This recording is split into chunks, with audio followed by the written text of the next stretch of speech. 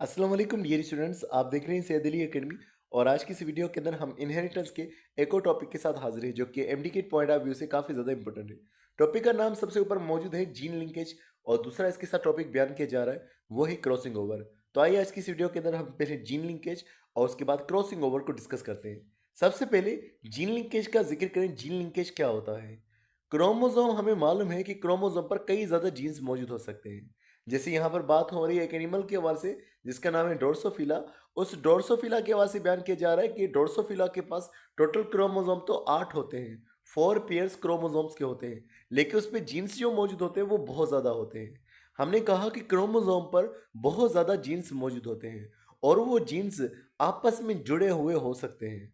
वो जीन्स आपस में बहुत करीब होकर के जुड़े हुए हो सकते हैं। तो जीन्स का आपस में जुड़ा रहना ये हमारे पास जीन लिंकेज कहलवाता है। जीन्स का आपस में करीब मौजूद रहना ये हमारे पास जो है जीन लिंकेज कहलवा रहा होता है। तो यही बात आगे लिखी हुई है कि जो ड्रोसोफिला है उसके पास क्रोमोसोम्स है और उन क्रोमोसोम्स पर कई ज़्यादा जीन्स मौजूद होते हैं।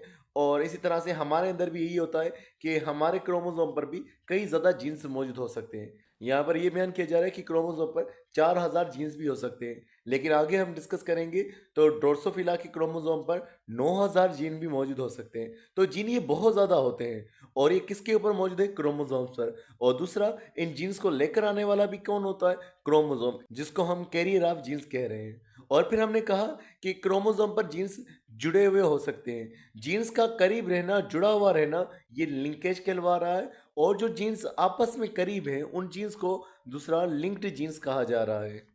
जैसे आप यहाँ पर इस तस्वीर में देखेंगे तो 3 मुख्तलिफ क्रोमोसोम्स को यहाँ पर दिखाया हुआ है। सबसे पहले हम इस क्रोमोसोम को देख रहे हैं तो यहाँ पर ये जो जीन मौजूद है जीन 1 और दूसरा जीन 2 मौजूद है, ये दोनों बहुत ही करीब मौजूद है। जो करीब मौजूद जीन होंगे वो आपस में जुड़े हुए होंगे और एक साथ ट्रांसफर हो सकते हैं, तो इन्हें जो है लिंक्ड जीन कहा जा रहा है। अगर एक जीन एक क्रोमोसोम पर मौजूद है और दूसरा जीन दूसरे क्रोमोसोम पर मौजूद है तो ये आपस में लिंक्ड नहीं कहलवाएंगे, क्योंकि इस जीन का किसी तरह से भी इस क्रोमोसोम के साथ में कोई ताल्लुक नहीं है। तो इस तरह से ये आपस में जुड़े हुए नहीं है। इसी तरह से अगर जीन एक क्रोमोसोम पर मौजूद हो और दूसरा भी उसी क्रोमोसोम पर जीन मौजूद हो, लेकिन उनमें फासला हो, तो ये भी आपस में साथ में ट्रांसफर नहीं हो सकते, तो इन दोनों को भी आपस में लिंक्ड नहीं कहा जाएगा। तो इस तरह से हमारे पास कुछ लिंक्ड जीन्स होते हैं और कुछ ऐसे जीन्स होते हैं जो दूर होते हैं या जो है वो दूसरे क्रोमोसोम पर होते हैं, तो वो लिंक्ड नहीं कहलवाएंगे आपस में। हमें मालूम है कि जब ऑफ स्प्रिंग्स ट्रांसफर होते हैं तो उनके क्रोमोसोम्स भी ट्रांसफर होते हैं। तो जब क्रोमोसोम्स ट्रांसफर होंगे तो उनमें जो जीन्स मौजूद होंगे वो भी ट्रांसफर होंगे। जो एक साथ ट्रांसफर हो रहे होंगे जीन्स, उन्हीं को हम लोग लिंक्ड जीन्स कह रहे हैं और उनका साथ में मौजूद रहना और साथ में ट्रांसफर होना ये लिंकेज कहलवा रहा है। अब हमारे पास क्रोमोसोम दो तरह के होते हैं। एक ऐसे क्रोमोसोम्स होते हैं जो कि हमारे जेंडर के साथ उनका ताल्लुक नहीं होता, उन्हें ऑटोजोम्स कहा जाता है।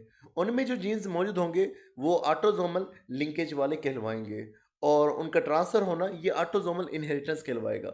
दूसरे हमारे पास क्रोमोसोम्स होते हैं जिन्हें सेक्स क्रोमोसोम्स कहा जाता है, जिसके अंदर हमारे पास एक्स वाई आ जाते हैं। तो ये जो सेक्स क्रोमोसोम्स होते हैं इनमें अगर जीन्स मौजूद होंगे और वो आपस में जुड़े होंगे तो उन जीन्स का जुड़ा रहना ये कहलवाएगा सेक्स लिंकेज, या फिर उनका ट्रांसफर होना ये हमारे पास कहलवाएगा सेक्स लिंक्ड इनहेरिटेंस। अगर हम ड्रोसोफिला की ही बात करें तो ये मेल को ज़ाहिर किया जा रहा है और ये फीमेल को ज़ाहिर किया जा रहा है। अब ये जो हमारे पास क्रोमोसोम्स मौजूद हैं इन्हें ऑटोसोम्स कहा जा रहा है, ये वाले भी ऑटोसोम्स इसी तरह से। और बाकी एक पेयर जो है क्रोमोसोम का ये हमारे पास कहलवा रहा है सेक्स क्रोमोसोम। तो ये सेक्स क्रोमोसोम्स और ऑटोसोम्स आप तादाद देखेंगे, ऑटोसोम्स की तादाद इसमें 6 मौजूद है और सेक्स क्रोमोसोम्स की तादाद जो है वो 2 मौजूद है। तो टोटल इसके पास 8 क्रोमोसोम्स होते हैं, लेकिन वो पेयर में मौजूद है, एक ये पेयर और इसी तरह से 3 ये पेयर्स। तो टोटल इसके पास 4 पेयर और 8 क्रोमोसोम्स मौजूद हैं। अब यहाँ पर एक टर्म लिखी हुई है वो है लिंकेज ग्रुप। लिंकेज ग्रुप क्या है? हमने कहा कि ये एक क्रोमोसोम मौजूद है, इसके यहाँ पर जीन्स मौजूद होंगे, करीब जीन्स मौजूद होंगे, एक लोकस के करीब जीन्स मौजूद है। यहाँ पर भी इसी तरह से एक लोकस के करीब जीन्स मौजूद है। तो ये जो है हमारे पास, ये एक हमारे पास लिंक्ड जीन्स है, ये हमारे पास दूसरे लिंक्ड जीन्स है। अब ये मुख्तलिफ लिंक्ड जीन्स एक क्रोमोसोम पर मौजूद होंगे। मुख्तलिफ लिंक्ड जीन्स, जैसे ये अलग लिंक्ड जीन्स है, ये अलग लिंक्ड जीन्स है, मुख्तलिफ लिंक्ड जीन्स मौजूद है, तो इन सब का जो ग्रुप है वो लिंकेज ग्रुप कहलवाएगा। एक क्रोमोसोम पर एक ही लिंकेज ग्रुप होगा और इसी तरह से दूसरे क्रोमोसोम पर दूसरा लिंकेज ग्रुप होगा। तो हमारे पास जो क्रोमोसोम्स होते हैं वो 46 होते हैं, लेकिन उसमें जो क्रोमोसोम्स होते हैं वो दो होमोलोगस के तौर पर मौजूद होते हैं। तो इस तरह से हमारे गैमेट्स में भी अगर हम देखेंगे तो 23 क्रोमोसोम्स वहाँ पर मौजूद होते हैं। तो इस तरह से लिंकेज ग्रुप जो हैं एक इंडिविजुअल के अंदर, वो भी क्रोमोसोम की तादाद के हिसाब से ही होते हैं। तो इस तरह से हम कह सकते हैं हमारे गैमेट्स के अंदर जो लिंकेज ग्रुप मौजूद है वो 23 मौजूद होते हैं, क्योंकि क्रोमोसोम्स भी 23 मौजूद होते हैं। मज़े लिखा हुआ है कि ये जो लिंक्ड जीन्स होते हैं ये एक ही क्रोमोसोम पे मौजूद हैं।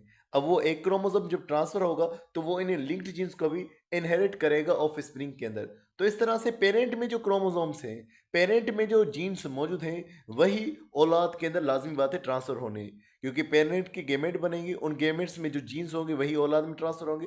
तो इस तरह से पेरेंट में वो जीन्स पहुंचेंगे। अब लिखा हुआ है उनके हवाले से, they do not segregate independently, वो इंडिपेंडेंटली सेग्रीगेट नहीं होते।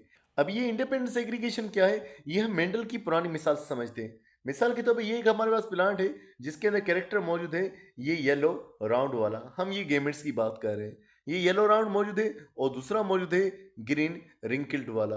अब पहली जनरेशन के अंदर तो ये मामला हो रहा था कि इनके अंदर जो ऑफस्प्रिंग प्रोड्यूस हो रहा था वो ये वाला प्रोड्यूस हो रहा था जिसके अंदर ये वाले गेमेट्स मौजूद थे। अब इसके बाद हम लोग देखते हैं सेकेंड जनरेशन के अंदर हमें इंडिपेंडेंट असाइनमेंट देखने को मिलती है। अरेंजमेंट में फ़र्क देखने को मिलता है। फ़र्क किस तरह से देखने को मिलता है, ये हमारे पास वो प्लांट मौजूद है जो F1 में प्रोड्यूस हुआ है। लेकिन अगर हम गेमेट्स में देखते हैं तो गेमेट्स हमारे पास ओरिजिनल प्लांट्स के ये वाले थे, और दूसरी तरफ भी ओरिजिनल प्लांट के हमारे पास ये वाले गेमेट्स मौजूद थे। लेकिन अब हम देखते हैं तो गेमेट्स में चेंज आ चुका है क्रोमोसोम का। किस तरह से, जहां पर वाई कैपिटल और आर कैपिटल मौजूद था वहां पर वाई कैपिटल आर स्मॉल भी आ चुका है। पेरेंट में ऐसा कोई भी कॉम्बिनेशन मौजूद नहीं था। इसी तरह से जहां पर वाई स्मॉल आर स्मॉल था तो वाई स्मॉल आर स्मॉल तो नजर आ रहा है, लेकिन साथ में हमें वाई स्मॉल आर कैपिटल भी नजर आ रहा है। तो ये हमारे पास मुख्तलिफ नए कॉम्बिनेशन बन जाते हैं इन सेग्रीगेशन के नतीजे में, यानी कि दो कैरेक्टर्स अलग अलग तौर पर ट्रांसफर हो रहे हैं। एक कैरेक्टर अगर येलो वाला है तो उसके साथ राउंड वाला जुड़ा हुआ था, लेकिन अब क्या हो चुका है कि येलो वाले के साथ में जो है रिंकल्ड वाला कैरेक्टर आ चुका है। तो कैरेक्टर्स का ऐसे मिक्सअप हो जाना, ये होता है इंडिपेंडेंट असाइनमेंट, इंडिपेंडेंट सेग्रीगेशन। लेकिन ये चीज़ हमें लिंक्ड जीन्स में नज़र नहीं आती, क्योंकि दोनों कैरेक्टर्स हमेशा साथ रहते हैं। अगर येलो राउंड वाला मौजूद है तो वो येलो राउंड हमेशा साथ रहेगा, और इसी तरह से अगर ग्रीन रिंकल्ड है और वो एक ही क्रोमोसोम पर मौजूद है तो ये ग्रीन रिंकल्ड हमेशा साथ रहेंगे। तो क्रोमोसोम पर जीन्स मौजूद है, साथ में मौजूद है, तो इस तरह से वो साथ में ही ट्रांसफर हो रहे होंगे। अब यहाँ पर बयान किया जा रहा है कि अगर हमें देखना है कि लिंक्ड जीन्स किसी जानदार में कौन से मौजूद हैं तो वो किस तरह से हम फाइंड कर सकते हैं, किस तरह से हम देख सकते हैं कि लिंक्ड जीन्स जानदार में मौजूद है या नहीं मौजूद। तो तरीका हमारे पास है टेस्ट क्रॉस वाला। हम टेस्ट क्रॉस कराएंगे ऐसे ऑर्गेनिज्म की जो डाई हाइब्रिड होगा, जिसमें दो कैरेक्टर्स मौजूद होंगे। मिसाल के तौर पर ये येलो वाला और दूसरा राउंड वाला, ये दो कैरेक्टर्स जिसमें मौजूद हैं, डाई हाइब्रिड है जो जानदार, उसके दोनों कैरेक्टर्स की हम क्रॉस कराएंगे, यानी कि हम लोग डाई हाइब्रिड रेशियो निकालेंगे फिर इस तरह से। तो डाई हाइब्रिड क्रॉस के नतीजे में हमें पता चलेगा कि किस तरह से उनमें कैरेक्टर्स जो हैं वो साथ में ट्रांसफर हो रहे हैं या वो अलहदा से कैरेक्टर्स ट्रांसफर हो रहे हैं। तो टेस्ट क्रॉस होगी। टेस्ट क्रॉस में क्या होता है कि F1 में जो ऑर्गेनिज्म प्रोड्यूस होता है उसे पेरेंटल रिसेसिव ऑर्गेनिज्म के साथ में क्रॉस किया जाता है। मिसाल के तौर पर ये हमारे पास प्लांट मौजूद है येलो राउंड वाला, और दूसरा हमारे पास रिसेसिव प्लांट मौजूद है ये ग्रीन रिंकल्ड वाला। अब ये जो है हमारे पास जो है मौजूद है एक रिसेसिव प्लांट। अब ऑर्गेनिज्म प्रोड्यूस हुआ ये वाला जिसके अंदर ये वाले गैमेट्स हमें नजर आ रहे हैं, एक रिसेसिव वाला और एक डोमिनेंट वाला। अब इसे क्रॉस किया जाएगा पुराने वाले ऑर्गेनिज्म के साथ, रिसेसिव ऑर्गेनिज्म के साथ। तो इसको बैक क्रॉस भी हम कह रहे होते हैं कि इस हेट्रोजाइगस इंडिविजुअल को पुराने अपने रिसेसिव इंडिविजुअल के साथ जब क्रॉस किया जा रहा है तो ये हमारे पास बैक क्रॉस या इसे हम दूसरा टेस्ट क्रॉस कह रहे होते हैं। अब इस टेस्ट क्रॉस के बाद, इस बैक क्रॉस के बाद हमें पता कैसे चलेगा कि लिंकेज मौजूद है या नहीं। हम देखेंगे कि हमारा आने वाला रेशो किस तरह से है। अगर सिर्फ पेरेंटल टाइप हमें देखने को मिलती है, सारे जानदार ऐसे हुए जो पेरेंट्स में जीन मौजूद हैं, कोई नया कैरेक्टर डेवलप नहीं हुआ, तो ये हमारे पास कंप्लीट लिंकेज कहलवाएगी। अगर ज़्यादातर रेशियो पेरेंटल का हासिल हुआ है और नॉन पेरेंटल यानी न्यू कॉम्बिनेशन बहुत कम आए हैं तो इसे हम पार्शियल लिंकेज कह रहे हैं।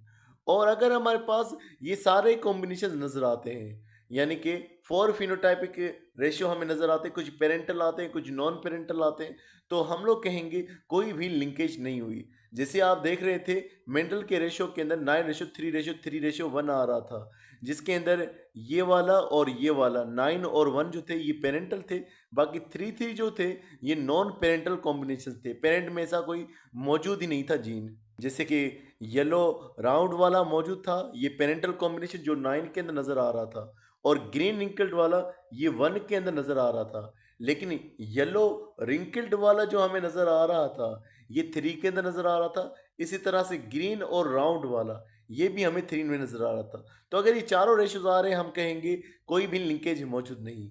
और अगर पेरेंटल कॉम्बिनेशन ज्यादा नजर आ रहा है तो हम लोग कहेंगे कि यहाँ पर पार्शियल लिंकेज मौजूद है। लेकिन अगर पेरेंटल कॉम्बिनेशन ही नजर आ रहा है, ये हमारे पास कंप्लीट लिंकेज का रेशियो कहलवाएगा। और यहाँ पर दूसरा रेशियो भी लिखा हुआ है 3:1। ये रेशियो जो है पार्शियल लिंकेज का जाहिर किया जा रहा है। अब यहाँ पर जीन लिंकेज के हवाले से थॉमस हंट मॉर्गन के एक्सपेरिमेंट को जिक्र किया जा रहा है, जो कि एक जेनेटिसिस्ट थे, यानी कि इनका जेनेटिक्स में काम था। और ड्रोसोफिला मेलेंगिस्टर जो कि फ्रूट फ्लाई होती है, उसके कैरियोटाइप को भी इन्होंने ऑब्जर्व किया था, यानी कि इन्होंने ये बताया था कि इसके अंदर क्रोमोसोम्स कितने पाए जाते हैं। और उनके हवाले से लिखा हुआ है कि उन्होंने कंट्रीब्यूट किया था क्रोमोसोमल थ्योरी ऑफ इनहेरिटेंस में भी, यानी कि उन्होंने बताया था कि किस तरह से क्रोमोसोम का काम जो है इनहेरिटेंस के ऊपर होता है। आगे इनके एक्सपेरिमेंट्स को मजीद डिस्कस करेंगे, फिर वहां पर हम डिस्कस करेंगे कि इन्होंने किस तरह से बयान किया था। अब इनके हवाले से लिखा हुआ है कि जब ये ड्रोसोफिला मेलेंगिस्टर के ऊपर काम कर रहे थे, तो इन्होंने उसमें पाए जाने वाले 85 मुख्तलिफ कैरेक्टर्स को देखा था कि 85 मुख्तलिफ कैरेक्टर्स जो हैं वो किस तरह से उसके अंदर पाए जाते हैं। 85 मुख्तलिफ कैरेक्टर्स, यानी कि अगर हम लोग बात कर रहे हैं कि एक अगर उसके अंदर नॉर्मल विंग्स पाए जा रहे हैं, तो दूसरे वेस्टिजियल विंग्स किस तरह से पाए जाते हैं। यानी कि एक विंग्स जो साइज में ज़्यादा बड़े हैं नॉर्मल विंग्स, और जो साइज में छोटे विंग्स हैं वेस्टिजियल विंग्स, ये हमारे पास एक जो है कॉन्ट्रास्टिंग कैरेक्टर होता है, एक कॉन्ट्रास्टिंग ट्रेट होता है। इस तरह से इन्होंने 85 ट्रेट्स के हवाले से डिस्कस किया था।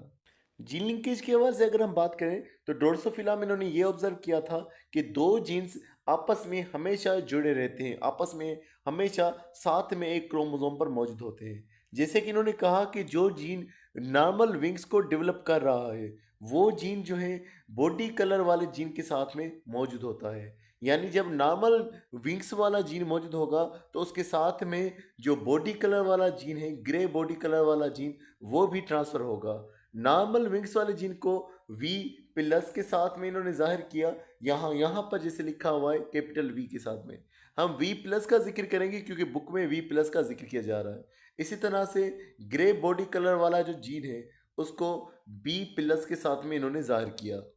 और दूसरा जो कि है हमारे पास वेस्टिजियल विंग्स के लिए जीन, इसको उन्होंने स्मॉल वी के साथ जाहिर किया। और दूसरा जो है black colour gene, black body colour gene, इसको इन्होंने स्मॉल बी के साथ जाहिर किया।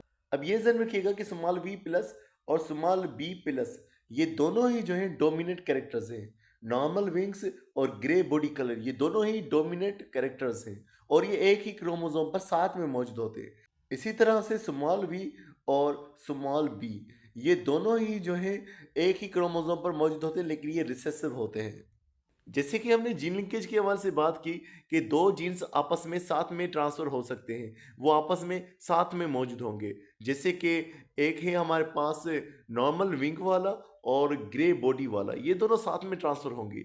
इसी तरह से वेस्टिजियल और ब्लैक बॉडी वाले ये साथ में ट्रांसफर होंगे। यहाँ इसके हवाले से मस्जिद क्रॉस में एग्जाम्पल को बयान किया जा रहा है। एक फिलहाल एक ऐसी मौजूद है जिसका बॉडी कलर जो है वो ग्रे है और नॉर्मल विंग्स मौजूद है, उसे जब क्रॉस कराया जा रहा है ब्लैक बॉडी और वेस्टिजियल विंग के साथ, तो ऑफिस विंग प्रोड्यूस ऐसे हो रहे हैं जो कि है हमारे पास नॉर्मल विंग्स, और दूसरा उसमें मौजूद है हमारे पास ग्रे बॉडी कलर, क्योंकि डोमिनेंट कैरेक्टर है तो वो जाहिर हो रहा है। अब मजीद यहाँ पर जिक्र किया रहा है कि जब इसको हम लोग टेस्ट क्रॉस कराएंगे इसे हेट्रोजाइगस ऑर्गेनिज्म को, टेस्ट क्रॉस का मतलब ये है कि इसे हम लोग बैक क्रॉस कराएंगे रिसेसिव जीन के साथ में, तो हम देखेंगे कि किस तरह से आगे के ऑफस्प्रिंग जो है हमारे पास प्रोड्यूस हो रहे हैं। हमने देखा कि अगर क्रॉसिंग ओवर नहीं हुई तो उस दौरान हमारे पास जो ऑफस्प्रिंग प्रोड्यूस होंगे वो इक्वल जो है हमारे पास लिंकेज में प्रोड्यूस होंगे। और सिर्फ दोनों पेरेंटल कॉम्बिनेशन हमें देखने को मिलेंगे। लेकिन क्रॉसिंग ओवर का एक प्रोसेस होता है जिस वजह से हमें जो है मुख्तलिफ कॉम्बिनेशंस पे देखने को मिलते हैं, रिकॉम्बिनेंट कैरेक्टर्स भी हमें देखने को मिलते हैं जो कि पहले के दौर में मौजूद नहीं थे। यहाँ पर वही पार्शियल लिंकेज की हवाले से आगे डायग्राम में बयान किया जा रहा है। जैसे कि हम इस तस्वीर में देख सकते हैं, ये नॉर्मल विंग्स वाला मौजूद है और उसके अलावा ग्रे बॉडी कलर वाला, जबकि ये दूसरा हमारे पास मौजूद है वेस्टिजियल विंग्स वाला और ब्लैक बॉडी कलर वाला। इन दोनों को जब आपस में क्रॉस किया गया तो इंडिविजुअल जो हमारे पास प्रोड्यूस हुआ है F1 जनरेशन के अंदर, ये वो इंडिविजुअल है जिसके अंदर ये दोनों ही जीन्स मौजूद हैं, नॉर्मल वाले भी और दूसरे हमारे पास वेस्टिजियल वाले भी, नॉर्मल विंग्स वाले भी, वेस्टिजियल विंग्स और ग्रे बॉडी वाले भी और उसके अलावा ब्लैक बॉडी वाले भी, क्योंकि डोमिनेंट कैरेक्टर्स जो हैं वही ज़ाहिर हुए हैं ब्लैक बॉडी और नॉर्मल विंग्स। जब इसको टेस्ट क्रॉस किया गया है पुराने ही इंडिविजुअल के साथ में जो कि है हमारे पास होमोजाइगस, जब इसके साथ टेस्ट क्रॉस किया गया तो हमारे पास इसके गेमेट्स जो हैं वो डिफरेंट प्रोड्यूस हुए हैं। अगर हम इसके गेमेट्स को देखेंगे मेल के, तो वो हमारे पास बनेंगे एक तो ब्लैक बॉडी वाला और दूसरा वेस्टिजियल विंग्स वाला जो कि यहाँ पर दिखाया जा रहा है। लेकिन अगर हम इसके गेमेट्स देखेंगे, इसके गेमेट्स मुख्तलिफ बनेंगे। इसके गेमेट्स हमारे पास जो है ये इस तरह से बन सकते हैं कि ये जो है हमारे पास मौजूद है ग्रे बॉडी कलर वाला, ये ग्रे बॉडी कलर वाला जो है इस नॉर्मल विंग्स वाले के साथ भी जुड़ सकता है और ये ग्रे बॉडी कलर वाला जो है वो इस वेस्टिजियल विंग वाले के साथ में भी जुड़ सकता है। जैसे कि आपको नज़र आ रहा है कि grey body colour vestigial wing वाले के साथ में, और इसी तरह से ये जो ब्लैक वाला मौजूद है ये जुड़ सकता है नॉर्मल के साथ में भी और वेस्टिजियल के साथ में भी जुड़ सकता है। ये वेस्टिजियल के साथ में भी जुड़ा हुआ है, नॉर्मल के साथ में भी।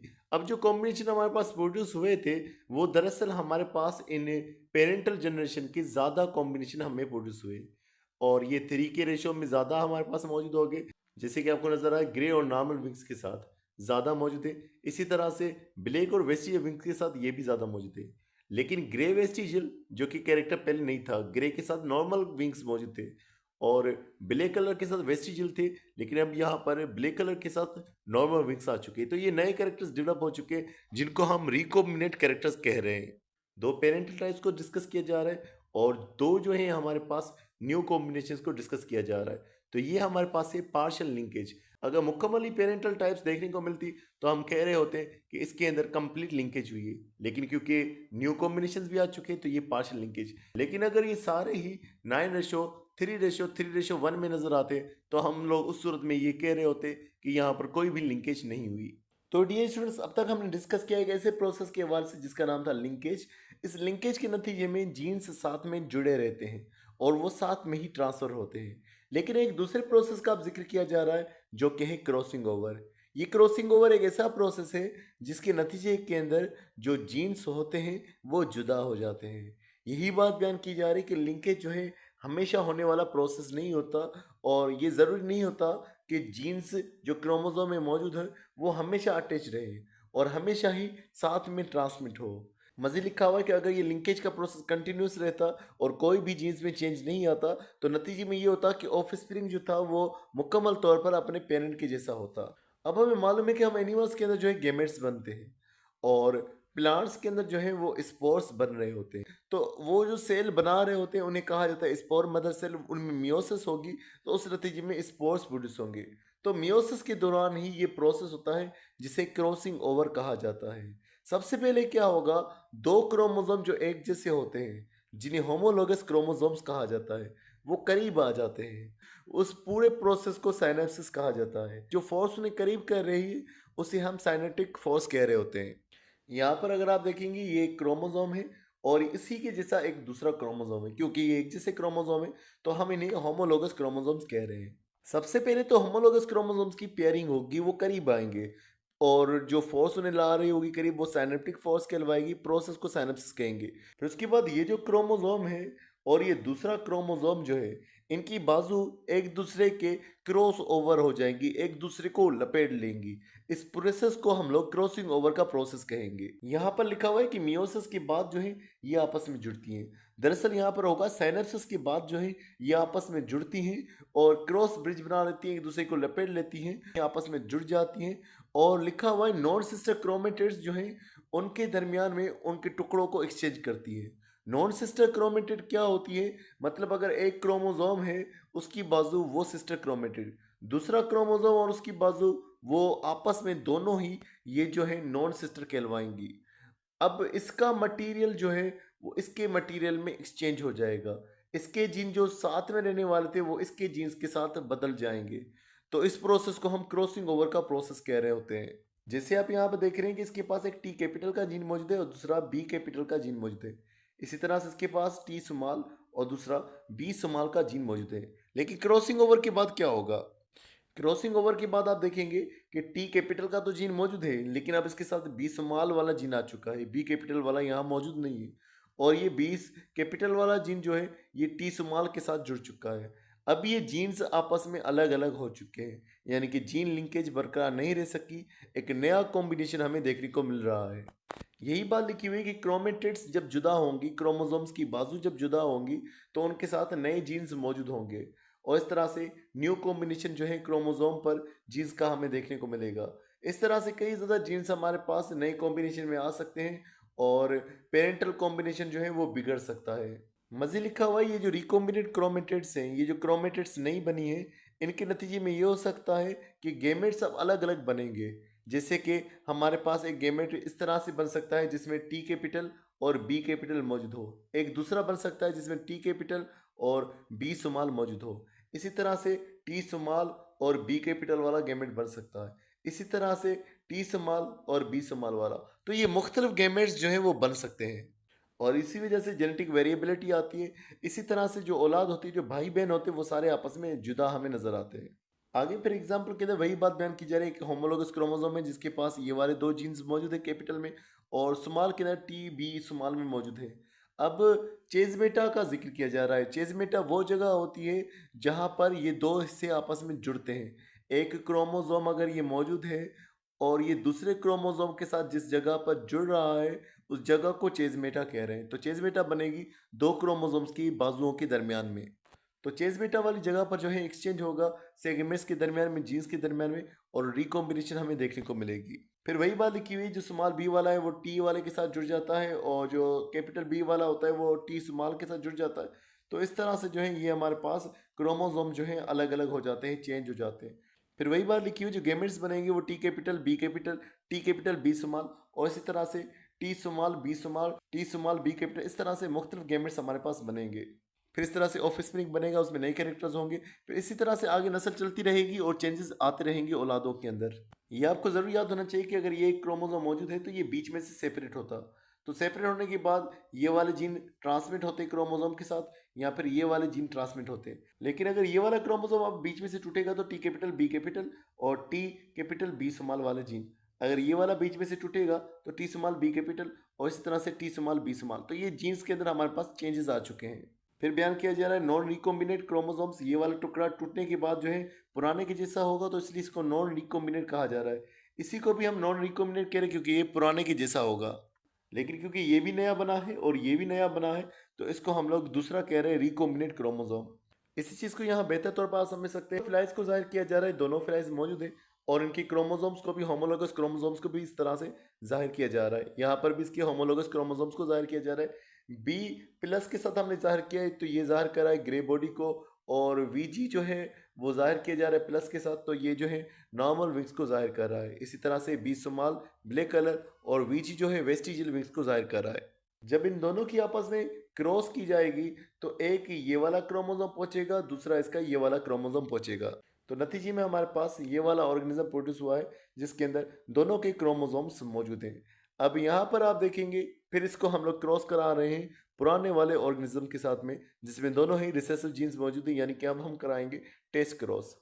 अब यहाँ इनके क्रोमोसोम्स को दिखाया हुआ है। शुरू के अंदर ये क्रोमोसोम इस तरह से एक एक आर्म वाला करके दिखाया हुआ है, लेकिन जब इसमें रेप्लिकेशन होगी एस फेज के दौरान क्रोमोसोम डबल हो जाता है तो ये चार बाजू वाला क्रोमोसोम इस तरह से बन जाता है। तो यहाँ पर इसको चार बाजू वाला करके दिखाया हुआ है। ये वाला क्रोमोसोम जो है ये पहले वाले ऑर्गेनिज्म से हासिल हुआ था जो कि डोमिनेंट की सूरत में मौजूद था, ग्रे कलर की बॉडी और जो है नॉर्मल साइज विंग्स।